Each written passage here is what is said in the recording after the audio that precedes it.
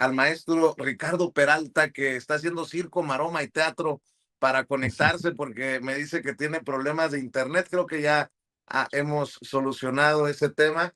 Y si no, pues la gente va a entender. No sé dónde andas, querido Ricardo, pero también en el día de los agradecimientos, porque pues es la noche buena, quiero agradecerte siempre tu generosidad. Desde que nos conocimos, incluso desde antes de conocernos personalmente, siempre has sido generoso con Sin Censura. Generoso en el trato, generoso siempre con tus comentarios. Y por fin se nos dio que la vida te diera los tiempos para estar semana tras semana en este espacio. Y te quiero agradecer por lo que contribuyes a esta revolución pacífica de las conciencias desde esta trinchera independiente y alternativa. No somos monedita de oro, sobre todo yo, pero qué bueno que sumamos en esta trinchera independiente y alternativa, y qué gusto enorme que formes parte de estos esfuerzos, querido maestro. Mi querido Vicente, pues en efecto es un día de mucho agradecimiento, de mucho cariño para la gente que nos ve aquí en Sin Censura con tu programa valiente, inteligente, un programa proactivo, porque tú nos has invitado simplemente a decir lo que pensamos, precisamente sin censura. Y esta es una audiencia única. Aquí seguramente, muy seguramente, fíjense qué curioso, de la principal audiencia que tenemos es la oposición, porque aquí es la meca de los que opinamos respecto de ellos y respecto también de lo que pensamos del movimiento. Así que el agradecido soy yo, querido Vicente. Muchas gracias. Pues estoy aquí en la Ciudad de México. Tuve problemas con el internet, así que para no tener problemas de transmisión, me vine a la parte más alta, me refiero a la más alta a la azotea literalmente, para tener transmisión de mi celular porque se fue el internet de la compañía y que vienen quién sabe en cuántos años a repararlo. Dije, pero no puedo fallar. Ni que fuera Total Play de Salinas Pliego. Exactamente. Entonces, de que cumplo, cumplo. Por eso me vine enchamarrado aquí a la azotea, de plano, y aquí, mira, disfrutando frío matutino, aquí en las montañas del sur de la Magdalena Contreras, y muy contento de participar, de seguir participando, de saludar a esta gran audiencia inteligente, a esta audiencia crítica, y platicarte, mi querido Vicente, de un tema que pues ha sido motivo de reflexión, ha sido motivo de diseño seguramente en el Pentágono, y así lo digo, ¿eh? No el Pentágono de la Gallón Mafafa, sino el Pentágono del norte del continente, relacionado con la elección que acabamos de ser todos testigos, la elección en Chile, esta elección donde mucha gente de la derecha mexicana, lo platicábamos incluso la semana pasada, se están chupando los bigotes porque creen que esto es una ola latinoamericana respecto al triunfo de la derecha en ese país. Y obviamente pues tenemos a Argentina y a otros países que han venido de nueva cuenta capturando territorios para la derecha. Pero recordemos, y es importante que la audiencia que no estuvo la semana pasada lo escuche de nueva cuenta, recordemos que nuestro país tiene una historia diversa. Los conservadores, los liberales, que hemos estado pues en una pugna ideológica sobre el proyecto y el país que queremos. No vamos a coincidir en muchas cosas, en algunas quizá, pero en lo que no vamos a coincidir jamás es en el entreguismo. Nunca vamos a coincidir en la intervención extranjera. Nunca vamos a coincidir en que se rompa una hermandad latinoamericana, en esa soberanía bolivariana, me refiero a Simón Bolívar, pensando en una América para los americanos, pero una América para los americanos de todo el continente, no para los norteamericanos. Y este comentario que les hago ahora es precisamente sobre una reflexión. ¿Qué número de habitantes hoy realmente gobierna la izquierda latinoamericana?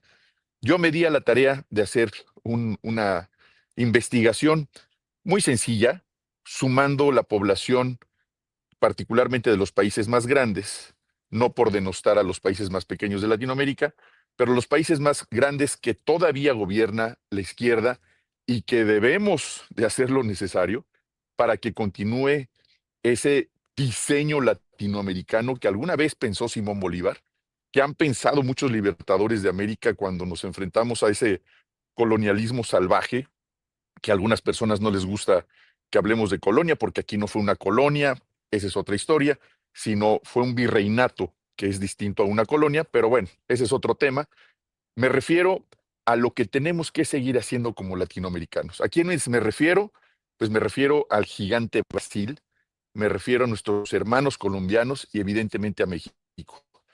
Esa suma de población nos da más o menos 385 millones de personas que todavía estamos siendo gobernados con una visión de progresismo, con una visión de izquierda, donde aquí hay muchas izquierdas, muchas visiones, donde no necesariamente el progresismo, como se le ha mencionado, ha ayudado a resolver los temas de fondo.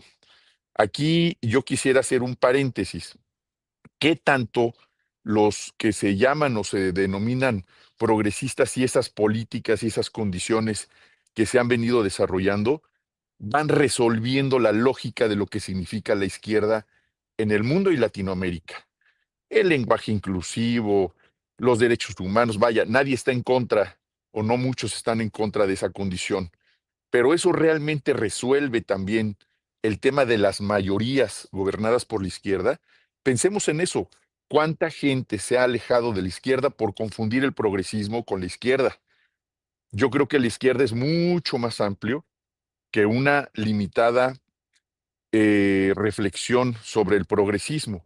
Insisto, no estoy en contra de nada de ello, pero sí se tiene que hacer una autorreflexión en el movimiento a nivel global para empezar en nuestro país y sí, la creación de un frente común latinoamericano de los tres países que hoy siguen siendo gobernados por la izquierda, que no por el progresismo, para seguir enfrentando esta avanzada de la derecha internacional que busca, a como dé lugar, ir ganando espacios. También, ojo, espacios ideológicos, espacios para ellos de reflexión de lo que la gente debería de pensar en esos países. O sea, no solamente es llegar a gobernar un territorio, llegan a implantar una ideología para las nuevas generaciones. Y esa ideología se puede ir repitiendo generación tras generación en contra de la historia latinoamericana, en contra de los derechos básicos de los latinoamericanos y de la historia que también nos hermana. Entonces, esta reflexión que hago, 385 millones de personas no es menor. ¿Significa que todos son de izquierda? No, son poblaciones gobernadas por gobiernos de izquierda. ¿Significa que deberían de entender todos más qué significa ser gobernado por izquierda? Sí, porque ese es el trabajo que hace la derecha. La derecha cuando llega a gobernar se implanta y como si fuera una forma de evangelización, buscan infundir en sus gobernados sus políticas que hemos visto que no han sido exitosas en nuestro país, particularmente en nuestro país, con la historia de nuestro país. Y está bien que lo repitamos una y otra vez, pero ahí está la historia del peor presidente de la historia de México, que es Vicente Fox. Ahí está la historia del mercenario, del asesino Felipe Calderón, que ensangrentó Michoacán y ensangrentó el país. No queremos eso de nuevo en nuestro país, bajo ninguna circunstancia. Es un día hoy de mucha reflexión, de reflexión respecto a nuestros actos, nuestros pensamientos, nuestras formas de percibir a un país como el de nosotros, de ser más solidarios con los que más lo necesitan, pero también una visión respecto al continente. ¿Qué es lo que está buscando un país como los Estados Unidos y la derecha internacional respecto a nuestros territorios? Hacernos más democráticos, hacernos con más paz, buscar la seguridad de nuestros territorios. No dudo que muchas condiciones les afecten a ellos también, sin duda, pero ellos siempre van a tener una intención expansionista, una intención donde sus negocios, sus intereses sean primero antes que cualquier otra condición. no hay un respeto a los derechos de migración, que por naturaleza ningún ser humano es ilegal, cualquier ser humano puede estar en donde sea, el tema de fronteras es otra cosa, pero buscar en otros países ampliar sus intereses a costa de lo que sea, a costa de amenazar su soberanía, de amenazar su dignidad nacional, es algo que como latinoamericanos tenemos que seguir defendiendo en frente de cualquier país. No es particularmente en contra de los Estados Unidos, en frente de cualquier forma de injerencia, de cualquier forma de intervención en nuestras decisiones internas, las tenemos que seguir defendiendo. ¿Por qué? Porque somos un país valiente, somos un país digno, tenemos una representante de oro, de lujo, con un alto nivel de preferencia, no solamente entre los que votamos por ella, mucha gente cada vez se siente más digna de tener a una presidenta como la doctora Claudia Sheinbaum, la presencia de la doctora frente a el presidente de Estados Unidos, frente al presidente de Canadá, que la vimos todos ahora que fueron al tema de la FIFA, su presencia con otros presidentes que se ha reunido, su presencia pública con el pueblo de México, esa cercanía, esa sencillez, esa humildad que la ha caracterizado desde años, desde que fue lideresa en la Universidad Nacional Autónoma de México, su formación académica, científica, su parte humana de ser una mujer con una pareja extraordinaria, ser una madre extraordinaria, una abuela maravillosa, amorosa, el trato que tiene con los niños. Fíjense que eso que acabo de decir ahora es cuando se ve la calidad de una persona, en el trato que tiene con los niños. Se le nota a una persona quién es con el trato que tiene con un niño que no conoce, pero como si lo conociera de toda la vida. Los abrazos, los besos, los apapachos, como mexicana primordial, líder, y alguna vez lo dije aquí en Sin Censura, pero también lo escribí semanas antes, la mujer más poderosa del mundo, nada más gobierna más de 125 millones de mexicanos. Ustedes dirán, si no es la mujer más poderosa del mundo, pues es la que más población gobernada tiene a su cargo. Imaginen ustedes la gigantesca responsabilidad. Todo esto que les estoy diciendo de ese análisis de población gobernada, de la injerencia que busca y buscarán siempre otros países frente a este maravilloso país que es nuestro México, pues obviamente va a continuar. Pero imagínense que tuviéramos a un presidente entreguista, a un presidente que está llamando a otros países a que vengan a invertir sin ninguna ética, sin ningún control legal, sin ninguna medida, como lo hicieron en el pasado. La entrega de nuestros recursos naturales, la entrega de nuestro territorio, la intervención permanente de personajes del gobierno de otros países, como ¿por qué? ¿Qué no podemos aquí? ¿Qué no tenemos esa dignidad? Es que el problema de la inseguridad sin duda es otro tema, es un tema que tenemos latente, pero es un problema que tiene que ver con el tráfico de sustancias tóxicas que se meten en los Estados Unidos de forma industrial, un problema de salud pública que primero tendría que resolverse esa condición de salud pública en ese país, evitar y eliminar dentro de lo posible el consumo, regularlo de la manera más inteligente y evitar que esas mafias sigan creando violencia en todo el planeta, porque no es un tema solamente de México. Eso sería justificación como para permitirles abierta y libremente el acceso al territorio nacional. Pues eso no es un país digno, no es un país libre. Imagínense ustedes que el PAN estuviera gobernando o el PRI, pues los tendríamos aquí a los vecinos ya con sus tropas y no. México es un país libre, es un país digno, es un país valiente, es un país lleno de mexicanos valientes y como decía la presidenta Claudia Sheinbaum, nuestro himno nacional, los que han construido este país, así lo escribieron en un hijo, cada uno de los hijos de este país es un soldado y seguiremos un soldado ante cualquier condición y podemos hacer y seguir diciendo de la manera más pacífica posible que este país solamente es gobernado por mexicanos y las decisiones de este país las tomamos nosotros y con esa valentía y con ese patriotismo tenemos que hacerlo en todos los ámbitos donde nos desarrollemos. en el Internet, en el periodismo valiente que hace Vicente Serrano y Sin Censura, los que participamos y muy agradecidos de estar en este espacio con ustedes que nos ven todas las semanas, los estudiantes, los maestros, los obreros, los campesinos, las amas de casa, los choferes, toda la gente que ve este programa a todas horas en las repeticiones, debemos de hacer honor a nuestro himno nacional, ojo, promoviendo la paz, porque los soldados somos soldados de paz, de conciencia, de inteligencia. ¿Cómo? Educando a nuestros hijos, educando a los más jóvenes, educando a la gente que está a nuestro alrededor, educándonos nosotros con las opiniones de gente que ama este país. Los mexicanos de verdad seguimos luchando por la dignidad de esta patria, de cada una de nuestras colonias, de las alcaldías, de la Ciudad de México y por supuesto del país entero. Y solamente se logra vistiendo esa bandera que nos debe de acompañar hasta los últimos días de nuestra presencia en este mundo maravilloso, querido Vicente.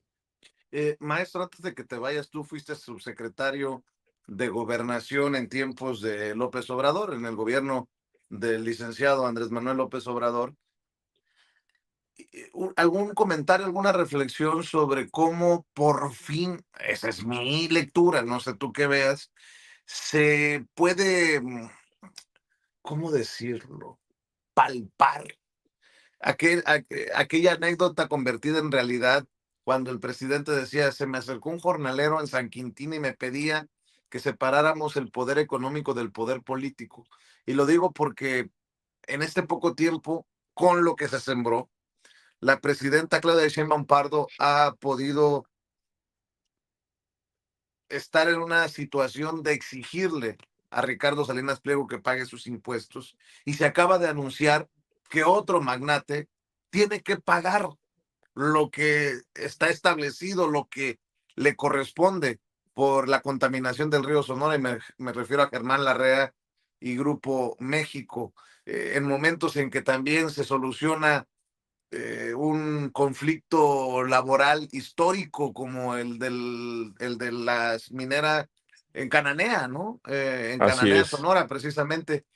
Qué te queda? O sea, ¿qué reflexionas? Sí, claro que tenemos que decir que vamos avanzando, que vamos por el camino correcto. Bueno, esa es mi lectura, maestro Ricardo Peralta. Yo creo que se rompió la sociedad que había, y lo digo de sociedad como parte accionaria, como miembros de una sociedad. Insisto, cuando el presidente López Obrador, no cuando asume la presidencia, desde que el presidente López Obrador se le tiene considerado en el ámbito político, te estoy hablando hace por lo menos 35 años, cuando empieza a tener mayor participación en los medios de comunicación y él empieza a hablar de la concepción de una patria nueva en nuestro país.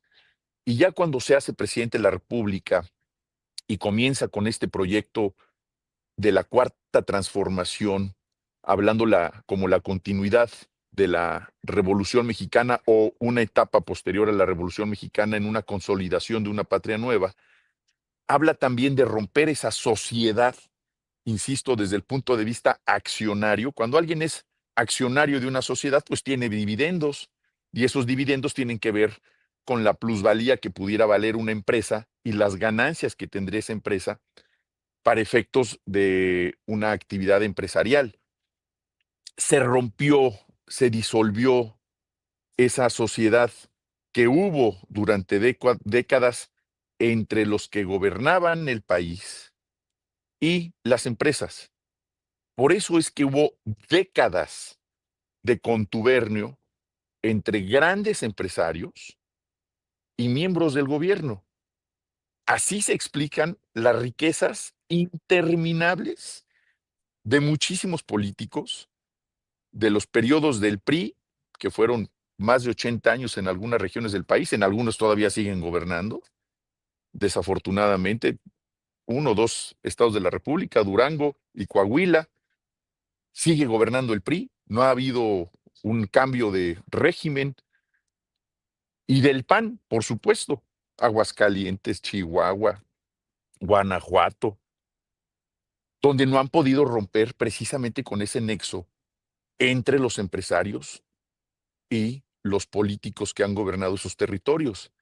Ahí vamos avanzando y estoy seguro que en el 27 se va a dar la gran sorpresa en muchos de esos territorios. Pero cuando se rompe esa sociedad y dejan de ser socios, dejan de ser accionistas los políticos de esas empresas, entramos a una etapa de realidad. Y esa etapa de realidad es precisamente esa división donde el poder económico, donde el poder político no debe entenderse desde el punto de vista de los dividendos con las ganancias de las empresas. Nadie está en contra de que un empresario haga negocios, fomente la riqueza, pague impuestos y evidentemente haga crecer la economía de un país. Nadie está en contra de eso. De lo que nadie está y debe de estar de acuerdo es que esos dividendos, esas ganancias, sean compartidas con miembros del gobierno. Lo dijo el presidente incansablemente, lo dijo, lo repitió. Si alguien quiere dedicarse a la actividad económica, que lo haga, es lícito, ¿por qué no? ¿Quieres tener restaurantes? ¿Quieres tener barberías? ¿Quieres tener una flotilla de vehículos para rentarlos? ¿Quieres tener una televisora? ¿Quieres tener un banco? Claro que sí, totalmente lícito. Es más, vengan a invertir a México, inviertan en México, claro que sí. Pero si hay un contubernio donde las obligaciones de los empresarios, de las personas físicas con actividad empresarial, de las personas morales, de pagar impuestos, pues eso se tiene que pagar, sí o sí. Y además, esta es una condición histórica. Está en la Biblia, lo he dicho aquí. Lo de Dios a Dios y lo del César al César, que este es un pasaje cuando le preguntan a Jesús si la gente debe de pagar impuestos al Imperio Romano. Y Jesús les respondió así: lo de Dios a Dios y lo del César al César. Más allá de la condición bíblica, que además hoy recordaremos ese nacimiento de Jesús, que no debe de quedar nada más en una simple celebración, sino todos esos principios cristianos que debemos de tener todos, o por lo menos entenderlos, y el que los quiera creer, que los crea y que los practique, en eso precisamente, en la contribución. Cuando te vuelves en contribuyente, es una contribución al Estado mexicano para constituir el presupuesto, para constituir el erario. Ese erario, ese presupuesto, se debe de distribuir precisamente entre muchas cosas en los programas sociales de nuestro país. Sacar a más de 13 millones de personas de la pobreza es un acto humano, es un acto cristiano. Bueno, si muchos van a celebrar la Navidad por reunirse, qué bueno, por divertirse, qué bueno, pero si lo van a hacer también por celebrar un principio cristiano, que es ayudar al prójimo, este es un acto así. Contribuir por un derecho, una obligación legal, pero también para hacer un acto humano. Se tiene que contribuir, todos pagamos impuestos. Directa e indirectamente, todos pagamos impuestos. Y si se ha ganado dinero en este maravilloso país, se ha multiplicado la riqueza de muchos empresarios en este país, se tiene que contribuir. Lo señala la Constitución. Cuando hay alguna divergencia, ahí están los tribunales.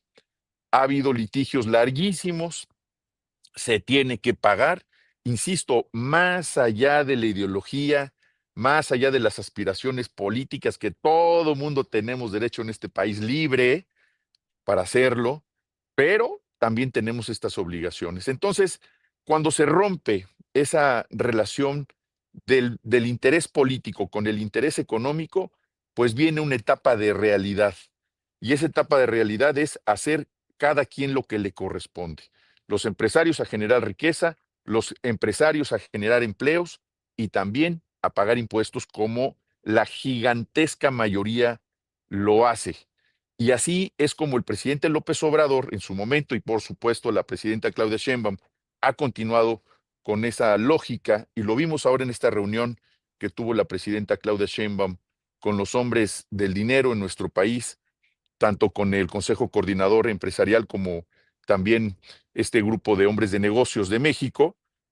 Vimos que la saludaron, le dieron sus respetos y además han señalado las inversiones millonarias que van a llegar a nuestro país a partir de este 2026. Y ahí están los datos de la inflación. La inflación se ha mantenido estable, el crecimiento económico va siendo una realidad.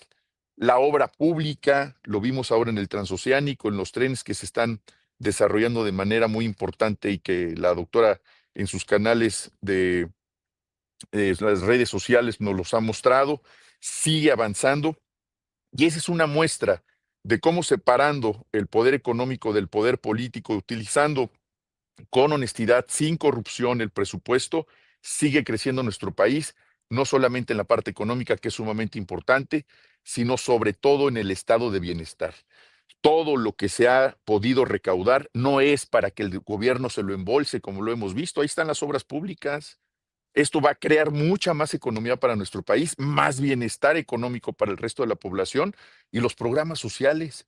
¿Quién puede estar en contra de los programas sociales y que salgan 13 millones de personas de la pobreza, caray?